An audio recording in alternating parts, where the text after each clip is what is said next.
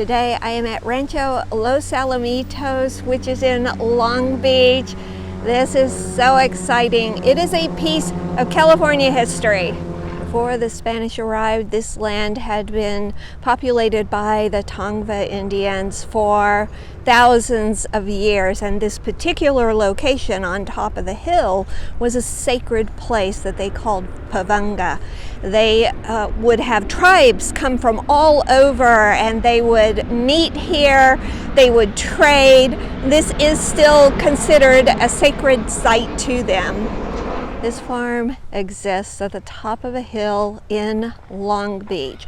This is the last 7.5 acres of a 300,000 acre land grant that was given to Manual Nieto in 1796. That original land grant extended from the San Gabriel Mountains in Los Angeles down to the ocean and out to San Bernardino. It was a huge land grant, and this small 7.5 acres is all that's left.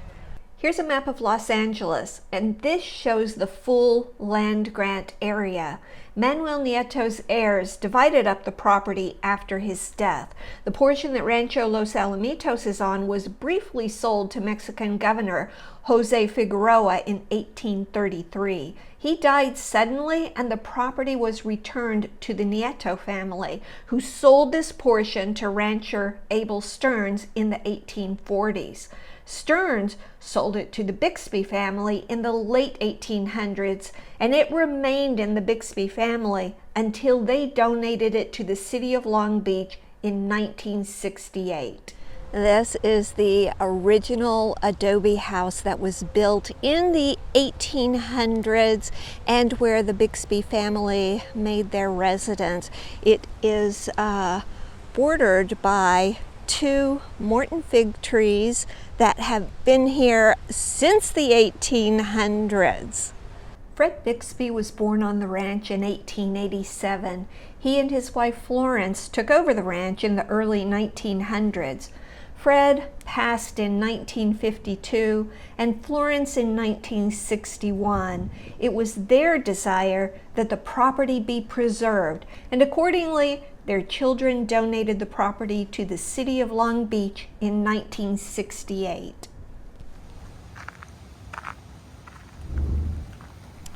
This is the back of the original adobe house. You can see it was expanded on this side and on this side because the Bixby family needed additional space for their kids and their workers.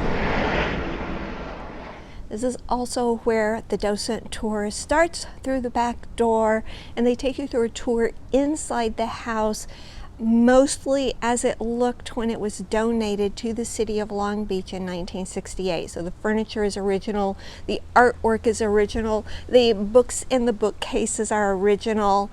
Unfortunately, they do not allow photographs or videos inside, so I can't show you anything that's in there. However, I would highly recommend that you take the docent tour because it is just a fascinating piece of history. In the back of the house is the secret garden, which is where the family would come and enjoy. It is one of 14 gardens here on the property. This is the backside of the adobe, and this is part of the addition to the house, but this was used for Fred's offices. They are currently in the process of renovating it so that guests can come and tour and see all of the equipment that he used when he was working here. So not available yet. I didn't get to go in, but this will be something to come back and enjoy. This is a very old gas pump, as you can tell, but what's unique about this is the glass cylinder here at the top. It's called a Viso pump, or maybe Viso pump, I'm not sure how to pronounce it, but you could actually watch the gas being pumped, and it is a rare collector's item, but they have it here. It was very popular during the early to mid 20th century. When Manuel Nieto first got the grant for this land, he turned it into a cattle ranch, and mostly for tallow and hide. Then as it passed through different owners, it became for beef. And then when the Bixbys took it over, they made it into a dairy farm. So cattle have been here for as long as the farm has been here, since the Spanish acquisition, and no cattle here today. No cattle, but there are farm animals as a tribute to the Bixbys. Horses, ponies, a donkey. The donkey's name is Fred, after Fred Bixby. Fred Bixby was known for raising and selling Shire horses, so there is always one Shire horse here. This is Preston. He did not like me.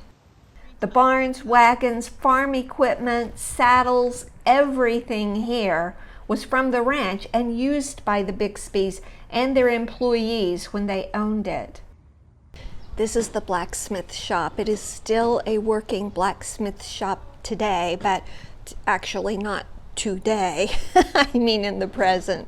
Today is a Sunday, so no blacksmith is working today, but they do have blacksmiths who come here and do work. This property boasts 14 gardens. So far I've only seen the one, the secret garden. Let's see what else we can find. I'm not sure I'll be able to find all 14, but yeah, let's go take a look. This is the geranium walk, and as you can see, there are no geraniums. Unfortunately, the geraniums got some kind of bug, so they had to take them out of the planters, and they will be replacing them as soon as the geraniums have come out of Geranium Hospital. But that is what this is geranium walk. The geranium walk leads down here to this absolutely gorgeous rose garden, and you can see they have this beautiful sundial here without the actual dial on it. Unfortunately, a child hurt himself, so they had to take the dial out, but he said if you put your hand on or your arm in place of where the dial would be, it tells perfect time. Let's see if that's true. The rose garden leads down here to this olive patio, one of many places that Florence Bixby set up chairs and seating areas so she could walk the property with her friends and just sit down and chat. It is the end of the rose season, so you can see a lot of these roses are nearing the end of the summer, and there is still a lot of life here, bees and bugs and butterflies and all kinds of life. The rose garden leads to this gorgeous path called the Olive Path.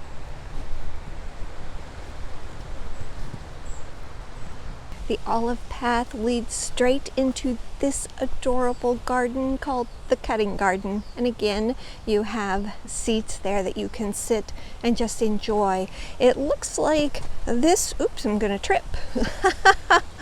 It looks like this is supposed to be a well, but it's currently not in operation, so I'm not really sure if it's a well or a water feature or what it is. And again, you've got lots of butterflies and bees and activity here. Exiting the Cutting Garden, we're at the end of the geranium walk. Opposite is the entrance to our next garden. The next garden you come to is called the Friendly Garden, and this is really a nice, quiet, fenced off garden, and it is right next to the tennis courts. I don't know if they still play tennis here, and I'm not sure when this tennis court was built, but for sure if they do play here, they should mark it off for pickleball courts now, don't you think? This is a really old water fountain. I imagine it was in use when the people from the tennis courts needed to take a little water break. Next to the Friendship Garden and the tennis courts, this is called the Jacaranda Walk because it's punctuated with all of these beautiful jacaranda trees. They aren't in bloom right now, but when they bloom, they have just beautiful purple flowers. There are more benches and seating areas along the Jacaranda Walk, so if you just want to sit and enjoy the peace and serenity of this area. I say peace and serenity as there are airplanes going overhead. Relative peace and serenity, I guess maybe LA peace and serenity, which includes helicopters and airplanes.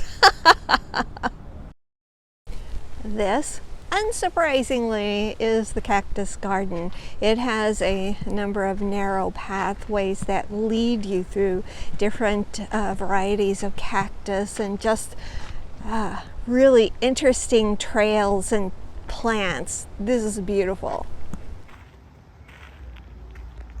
The cactus garden leads to this cute little seating area with this unique bench with the seashell back on it, and it mirrors the patio that surrounds it, which has actual seashells. This is so cool.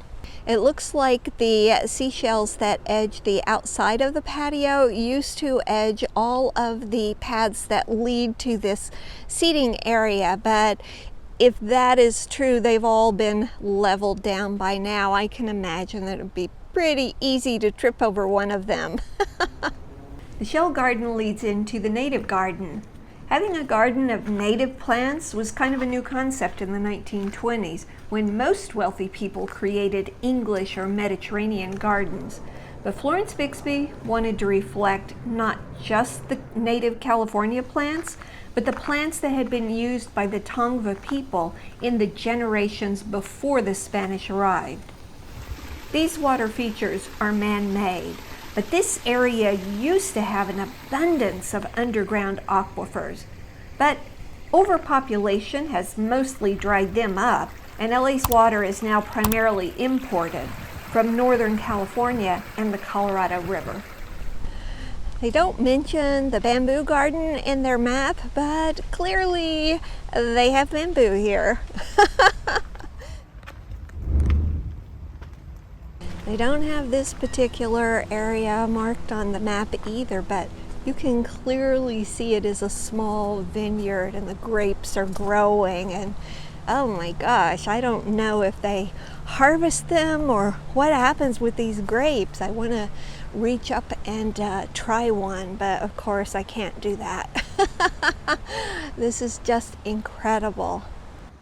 The vineyard leads back to the side of the main house. This garden is right off the side of the main house, and it is called the Old Garden, and it's got this very cool water feature here, and it also has someone's Hot Wheels. Poor kid is going to be upset when he gets home. Although this ranch represents a slice of California history and how California life was from its earliest beginnings, we are reminded we're in a contemporary world by all the planes that have been flying over. This place is amazing. I would highly recommend that you come and visit. It is free to park, free to visit. Find your adventure. Thank you for watching.